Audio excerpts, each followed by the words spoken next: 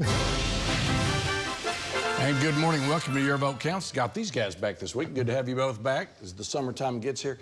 Hey, the special session is like the Energizer Bunny. It keeps going and going. Help us out understanding what happened and where it is headed in the future. Yeah, I mean, we've said this on this show before. Having special session right now seems to be the norm, but it really wasn't. I remember back when I served, we didn't go into special session very often, but now it has become kind of the norm. We just had the first special session this week. The House came in, took up a bill that was a veto by the governor, deals with the compacts with Native American tribes. The Senate, however, did not come back in. They're going to come in on June the 26th. So the House is going to have to come back because the Senate can only take up vetoes that were Senate bills. The House takes up vetoes that were House bills, but they have to flip-flop and take them up or the veto will stand. So going to be in session for a little bit longer. Okay, Mr. Leader, Senate didn't show up. They're coming back. That was not a real long session for the House. What's going on? Well, it was about 30 minutes, and it's great to be back on. Love talking to everybody on Sunday mornings. What happened is the governor vetoed 2 bills dealing with tribal compacts. This is not a fight between the legislature and the governor. This is just a policy disagreement. There's no chaos going on at all whatsoever. What it did is extends our compacts for 1 year. The House went in and overrode that veto. My anticipation is the Senate will come in 2 weeks and do the same thing. That's what they've said. But again, it's just a policy decision. I think we are going to be in 1 more day. That's it. And it'll be about 30 minutes. So I consider us out of session compared to what we have to do during regular session. Okay, since about 2004, I think, every Republican running for president wins all 77 counties in the state. So primaries are of central importance to Oklahomans. The governor has decided he's not going to be a Trump supporter anymore. He's going to support the Florida governor, Ron DeSantis. Your thoughts about Governor Stitt getting in early? Well, and I understand what he's doing here. I mean, Governor DeSantis has the best shot at winning against President Biden. And what we need is to defeat President Biden. Now, that being said, because I've endorsed Governor DeSantis, I think he has the best shot of the Republicans winning. But that's not an anti-Trump endorsement. If Trump's the nominee, then I'm going to be fully supportive of Trump. But at this point, Governor Stitt came in, and it wasn't anti-Trump, but what it was is this is our best chance to push back at an out-of-control federal government. And the reality is, yes, the Republican nominee is going to win all of Oklahoma. The fight's going to be in the primary, and it's like any other interfamily fight. You're going to squabble until you get there, then you come back together at the end. Okay, so Democrats are watching what's happening in this developing Republican primary. You got to be enjoying it. Yeah, I mean, it seems a little early that the governor would jump into a primary when the election isn't until November of 2024. You've got Governor Ron DeSantis, who, as far as I'm concerned, is just a walking culture war.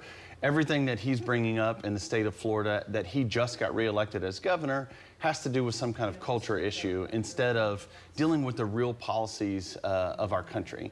I think it's odd that our governor has already endorsed, but that may say something about who our governor thinks will have the best possibility of winning and whether or not our governor wants to join a ticket in the future. So I think that'll be something for Oklahomans to watch is just, you know, what is Governor Stitt going to do with his own political future? Okay, in our next segment, marijuana and college tuition, do they go together? Well, they do, coming up in a few minutes. And welcome back. It's just a coincidence that we're talking about college and weed in the same segment. But let's break it down to what we're really talking about, which is college tuition in Oklahoma is about to go up. Mr. Leader, your thoughts? Well, for the 3rd year in a row, the University of Oklahoma raised college tuition. Now, I don't blame the regents for the vote that they made. We have to continue to move forward with excellence in our higher ed universities. I understand why they did, and I probably would have done the same thing in their situation. Now, that being said, this is an unsustainable path. This is not going to work. College is quickly not becoming a good deal. And what we've got to do in the state of Oklahoma, while we did increase funding for higher education, we have to be more creative. Florida, for example, has a plan where when your child's born, you can lock in that college tuition and start paying, but you have to go to a Florida university.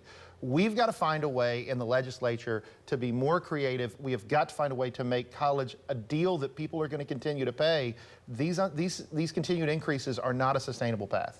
Notice how he worked Florida in there, okay, with the Ronnie D angle. All right, so both of you guys have got a lot of college tuition you're going to be paying in the future with your kids.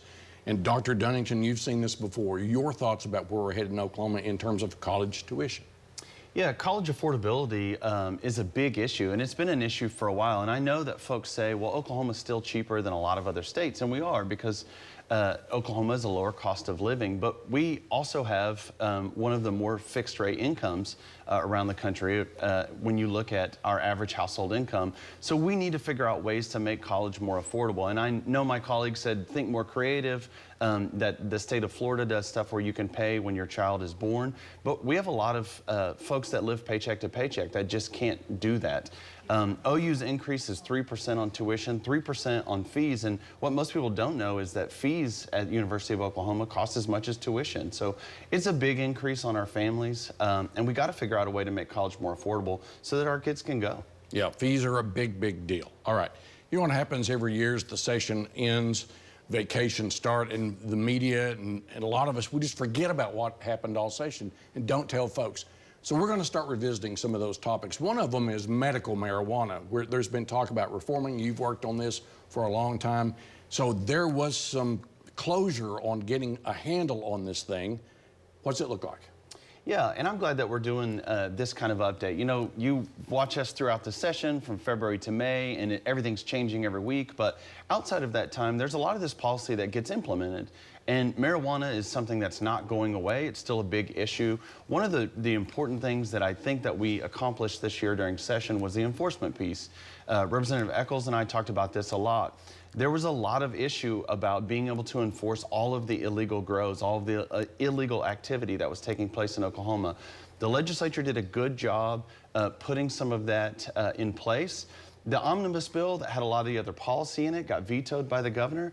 I think we'll probably continue to talk about that on the show and the implications of that, but I think it was a mistake by the governor to veto that bill. Mr. Leader, you promised this session there was going to be some tightening up of the statutes. Did it happen? And it did happen. And the regulatory side we did a great job of. We increased the Attorney General's ability. I think General Drummond's doing a phenomenal job with the new power he's given. We gave OB&DD more power. We helped OMMA with their regulatory fixes. There was a real miss, though, with the veto of the policy at the end. There was a decrease in the highest level of fees, which is why the governor vetoed it. But what that bill did is things like make it more difficult to give marijuana to children. It required pre-packing. It required more information on who owns these marijuana grows. Stuff we've been trying to do for several years. That veto was weird. I don't understand it. It didn't make sense. So I give overall, that would have been an A+ with that. I give overall about a B+ for what we did with marijuana enforcement. But I think we did a lot of good things. So it's better? Much better. Okay. Thanks, guys. Thanks for watching Your Vote Counts. See this again at news9.com/YourVoteCounts, and follow me on LinkedIn, Twitter, and Facebook at Mitchell Talks.